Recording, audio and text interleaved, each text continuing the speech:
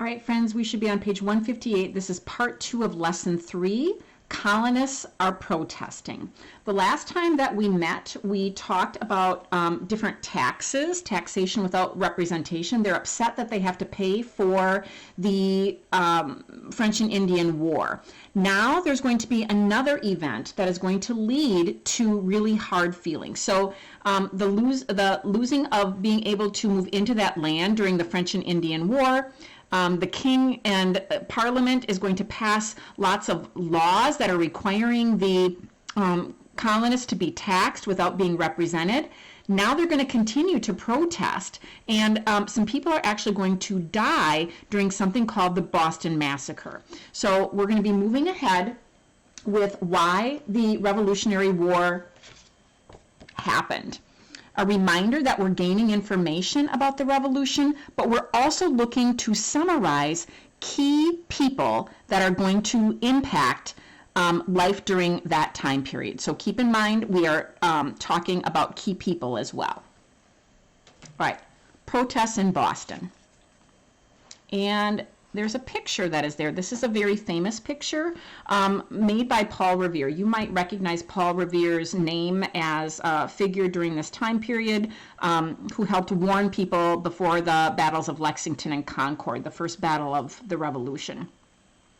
So this depicts some British soldiers. The king is sending British soldiers into the city of Boston to keep the peace. Colonists are starting to be upset with all of these taxes, so they're starting to protest, and the king sent over troops to kind of keep control of the city of Boston. So these troops were sent over to keep the peace, and with a little disagreement that happened, it ended up becoming a really big deal. People are going to end up dying, and these British soldiers were sent over to keep the peace. So let's find out why this, called the Boston Massacre, how this is going to further anger the colonists and get them ready to begin taking action against Great Britain. All right, so let's read. No city in the colonies caused more problems for the British than Boston, Massachusetts. It was the location of two key events that led to the Revolution.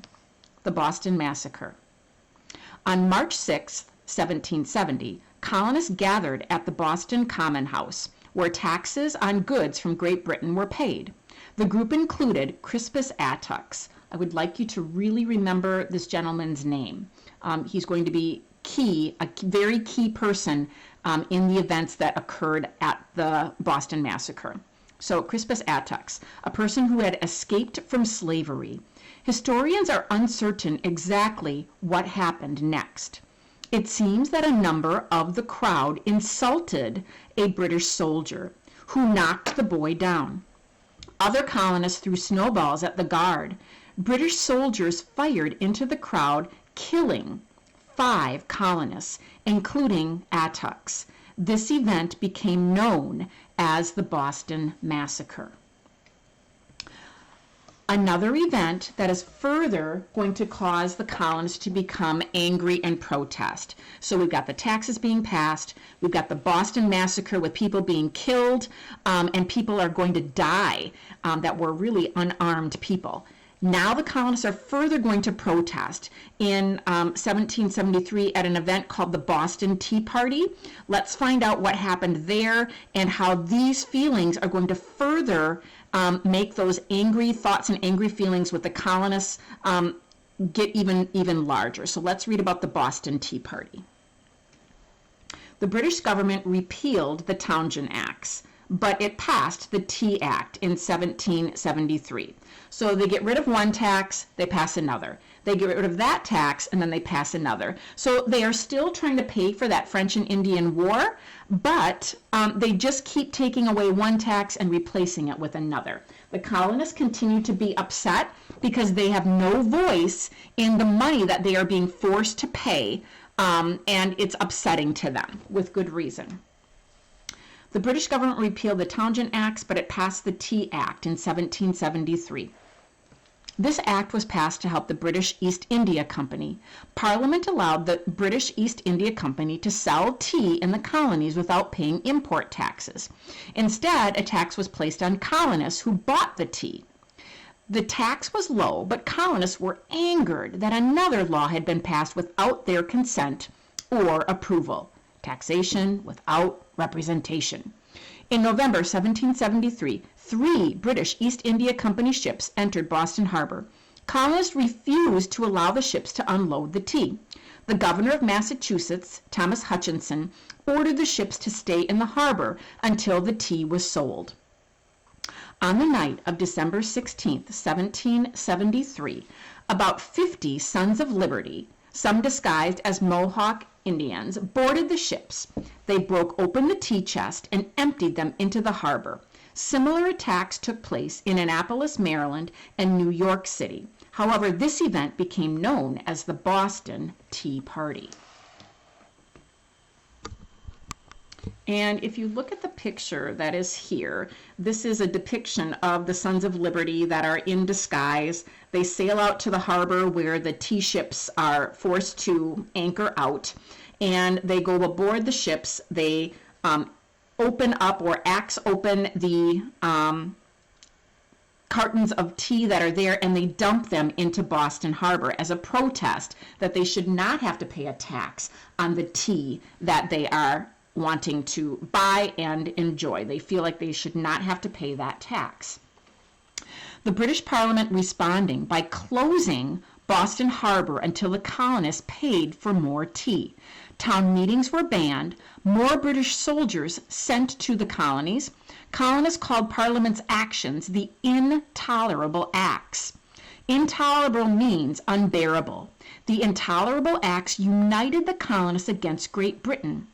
Delegates from the colonies met in Philadelphia to discuss the problem. Delegates are people who are chosen to represent other people. The delegates formed the First Continental Congress to decide what action should be taken against Great Britain. So now, not only do we have people being killed in the Boston Massacre, then we have the Boston Tea Party.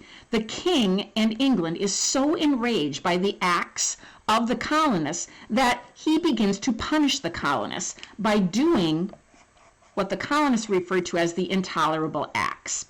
So the king gets upset with the colonists. So he says, all right, colonists, here's what I'm going to do. I'm going to close the Boston ports. You may not elect any of your own governors. You may not meet in town meetings because you might be plotting against me, so they are now illegal. And he's going to have more and more British soldiers move into the colonies, and they are actually going to reside or live in the colonists' homes. That is something that is enraging the colonists. So you can see that these feelings from the French and Indian War started out small. Taxes come along, they're not being represented. The colonists protest, and some people are killed in the Boston Massacre. The colonists protest yet another tax at the Boston Tea Party. The king is upset. He punishes the colonists by passing the Intolerable Acts.